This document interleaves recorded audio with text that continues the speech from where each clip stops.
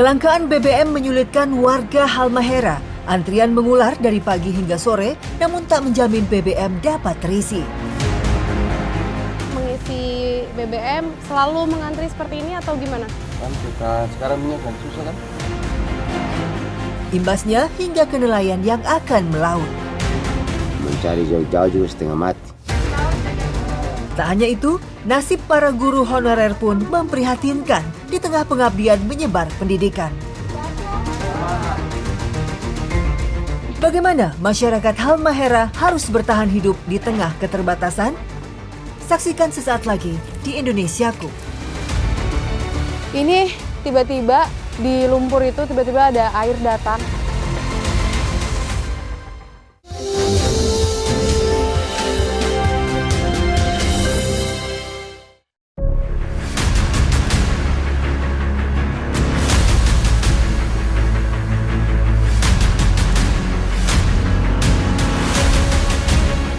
Sempat viral seorang guru yang berstatus honorer dijadikan tersangka atas dugaan menganiaya muridnya.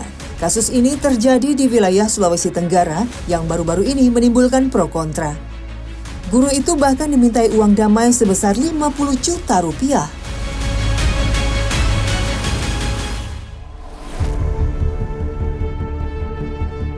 Di tengah gemparnya berita menghebohkan, sebaran guru di desa-desa wilayah Indonesia Timur tetap menebar kebaikan terhadap murid-muridnya.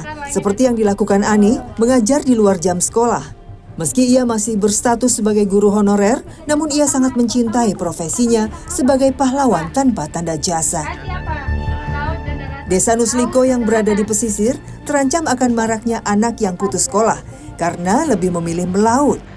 Hal inilah yang menjadi kekhawatiran Ani sebagai pendidik murid SMP. Sehari-hari Ani mengajar pelajaran agama yang menurutnya sangat menjadi fondasi bagi anak-anak. Ia tak ingin anak-anak tumbuh tanpa pedoman agama dalam benak mereka. Bu Ani melihat berita di luar sana ya, khususnya setahu saya di Sulawesi. Ada seorang guru yang menganiaya murid gitu ya, entah itu kebenarannya seperti apa, tapi yang jelas guru tersebut ditetapkan sebagai tersangka. Nah itu Ibu melihatnya bagaimana sebagai seorang guru? Kalau menurut saya, kita sebagai seorang guru tidak mungkin melakukan hal seperti itu. Yang pasti kami sebagai seorang guru melakukan yang terbaik untuk anak-anak kami. Kami sebagai seorang guru bagaimana kami melakukan semaksimal mungkin supaya anak tersebut tidak putus sekolah. Dan walaupun orang tua di sini kebanyakan ada yang orang tua pergi nelayan, tapi kami guru melakukan semaksimal mungkin agar siswa tersebut jangan sampai mereka mengikuti orang tua untuk pergi nelayan. Belasan tahun mengajar, Ani masih menyandang status honorer di SMP Negeri 21 Halmahera Tengah. Namun, hal itu tidak menjadi tembok bagi Ani. Ia tetap ingin menyajikan keberlangsungan pendidikan bermutu bagi para siswanya.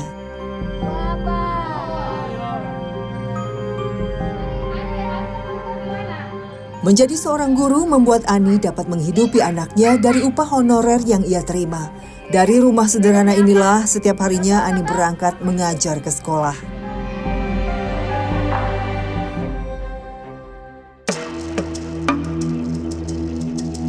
Sementara di wilayah desa lain, ibu-ibu turut berjerih payah untuk mendapat sumber makanan bagi keluarga mereka.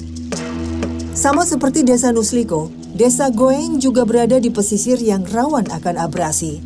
Namun di sini, kesadaran masyarakat akan bahaya abrasi lebih tinggi, sehingga sejak dulu masyarakat desa Goeng menanam bakau sebagai bentuk pencegahan abrasi. Ketika air laut sedang surut, lahan rawa bakau ini dimanfaatkan oleh ibu-ibu rutin sebagai lokasi mereka mencari kerang. Wah, ini dia kerangnya yang hidupnya tuh di dalam lumpur. Jadi sambil berjalan di lumpur, saya sama ibu-ibu ini sambil mengeruk-ngeruk tanahnya dipakai parang. Terus kalau ada gitu, nah baru tandanya ada kerangnya. Dan ini kalau menurut Ibu belum seberapa, masih ada kerang yang lebih besar. Inilah keseharian ibu-ibu di sini. Meski sebagian dari mereka sudah lansia, namun tetap gigih bekerja demi mendapatkan sumber makanan. Mereka tak memikirkan resikonya ketika air laut pasang dan bisa mengancam keselamatan mereka.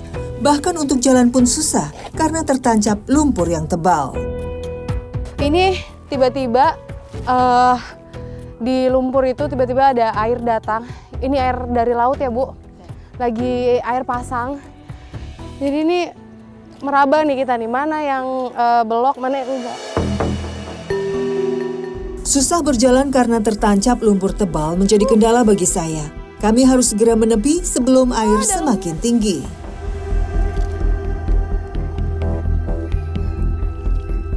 Ternyata setelah tadi kotor-kotoran penuh lumpur, kami kan mau bersih. Dan di sini ibu-ibu mencuci atau bebersihnya itu masih dari air sumur gitu. Memangnya emang nggak ada air Bu atau gimana? Di sini? Kok ngambilnya dari sumur? Iya, ambil bersih.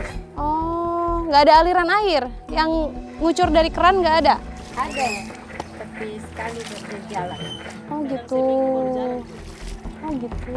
Jadi di sini aliran air yang keluar dari keran itu cuma muncul seminggu sekali. Jadi inilah kondisinya masyarakat di sini yang krisis air. Sungguh ironi, kebutuhan air bersih belum terpenuhi. Padahal desa Goeng hanya berkisar kurang dari 1 kilometer dengan pusat Weda. Selama ini, warga desa Goeng mengandalkan air sumur atau sumber mata air langsung yang jaraknya jauh dari permukiman.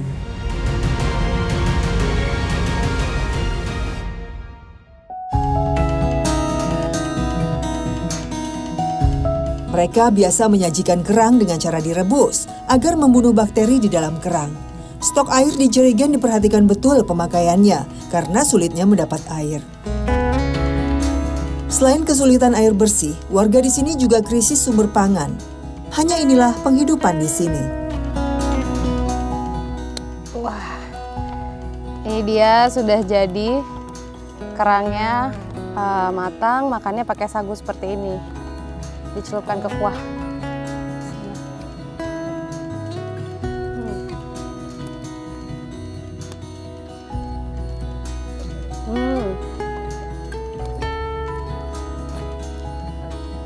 Karena udah dicampur bahan-bahan alami, pakai serai, jeruk nipis, jadi tuh nggak ada amis lumpurnya gitu. Dan ini memang bahan pangannya masyarakat sini dari sini, mencari kerang untuk dikonsumsi sehari-hari.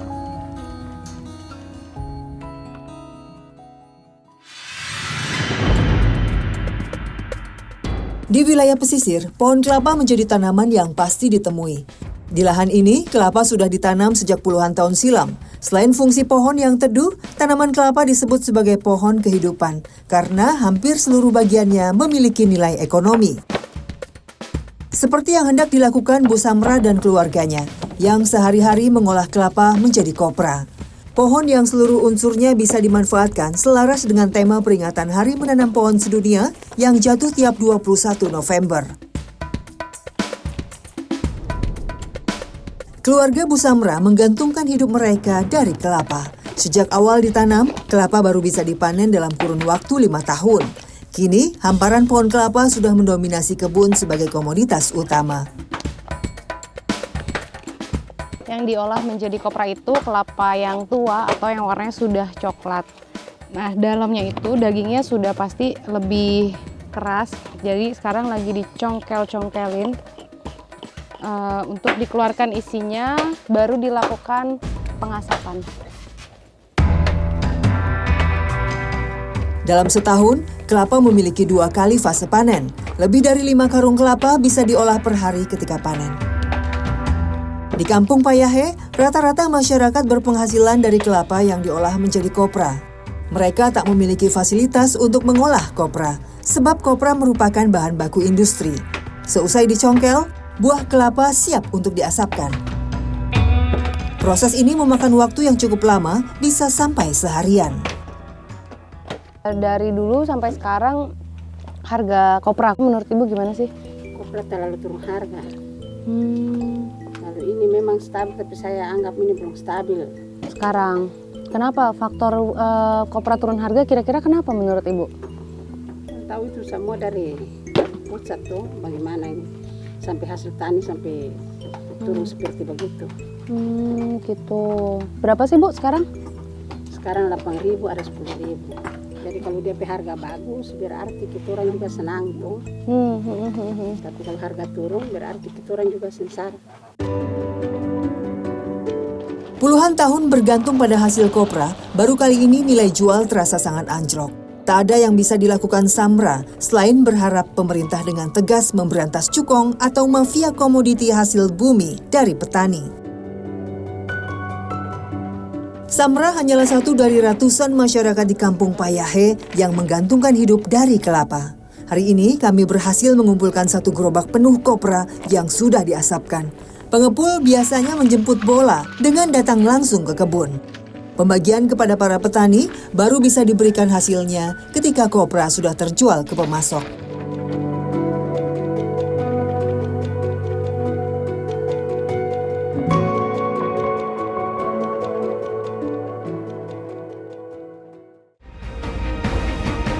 Tiap kali masuk cuma begini antrinya begini. Oh. Banyak kan.